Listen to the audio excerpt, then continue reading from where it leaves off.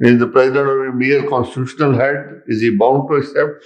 In such questions, please don't simply say no or yes.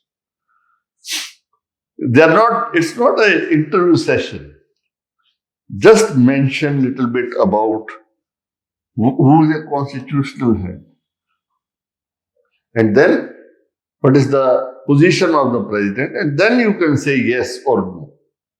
But don't straight away say no or yes, he is merely a constitutional head and your answer is complete. No, it's not that simple. Right? Is he bound to accept the advice? And say yes, but quoting the article, under article this, president has to abide by the proviso also that he can send it for reconsideration.